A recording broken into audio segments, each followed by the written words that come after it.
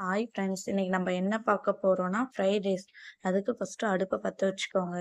ஒரு கடாயை வச்சுட்டு கடாயை சூடான பிறகு 100 மில்லி லிட்டர் எண்ணெய் சேர்த்துக்கோங்க. எண்ணெய் நல்லா சூடானதும் 2 பட்டை, 2 கிராம்பு, 2 ஏலக்காய், 2 பிரியாணி இலை சேர்த்துக்கோங்க. இதெல்லாம் எண்ணெயில நல்லா பொரிய விடுங்க. பொரிஞ்ச பிறகு நம்ம துருவி வச்ச இஞ்சி பூண்டை இதை கூட சேர்த்துக்கோங்க. இஞ்சி பூண்டை துருவியும் சேர்த்துக்கலாம், பொடி பொடியாக கட் பண்ணியும் சேர்த்துக்கலாம். நான் இன்னைக்கு வந்து துருவி தான் சேர்த்துருக்கேன். அது கூடவே 2 பச்சை மிளகா பொடி பொடியாக கட் பண்ணிக்கோங்க. ஒரு நறுக்குன பெரிய மீடியம் சைஸ் வெங்காயத்தை சேர்த்துக்கோங்க. கொஞ்சமாக கருவேப்பிலை இதெல்லாம் சேர்த்து நல்லா வதக்கி விட்டுக்கோங்க. வெங்காயம் ஒரு 2 நிமிஷம் வதங்கின பிறகு கொஞ்சமாக அது கூடவே புதினா சேர்த்துக்கோங்க. புதினா சேர்த்துட்டு நல்லா கலந்து விட்டுக்கோங்க.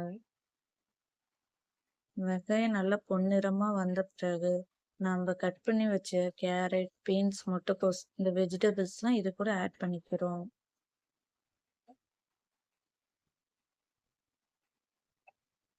இந்த வெஜிடபிள்ஸ்லாம் நம்ம எண்ணெயிலே வதக்க போறோம். ஸோ நல்லா வதக்கி விட்டுக்கோங்க.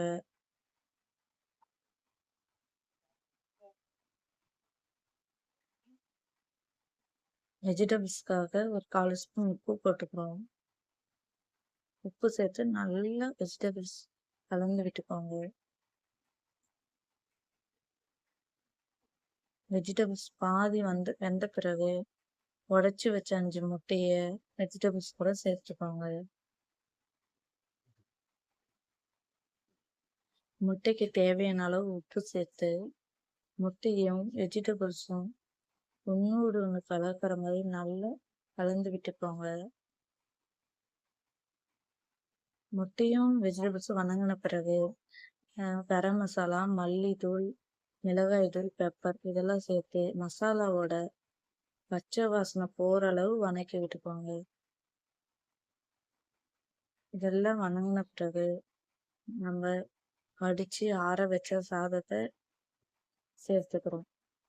சாதம் கட்டி இல்லாமல் சேர்த்துக்கோங்க. இப்போதான் சாப்பிட்றதுக்கு நல்லா இருக்கும். நம்ம வடிக்கும் போதே ஒரு ஸ்பூன் எண்ணெய் ஊற்றி வடிச்சோன்னா சாதம் ஒன்னோடு ஒன்று ஒட்டாது. நல்லா மசாலாவும் சாதமும் கலக்கிற மாதிரி நல்லா கலந்து விட்டுக்கோங்க. கட்டி இல்லாம கலந்து விட்டுக்கோங்க. நல்லா கலந்த பிறகு 2 spoon chilli sauce, 2 spoon tomato sauce, 2 spoon soya sauce இதெல்லாம் சேர்த்து நல்லா கலந்து விட்டுக்கோங்க. கலந்து விட்டுட்டு கொஞ்சமா கொத்தமல்லி தூவி நாம ஆஃப் பண்ணலாம். நம்மளோட ஃப்ரைட் ரைஸ் ரெடி.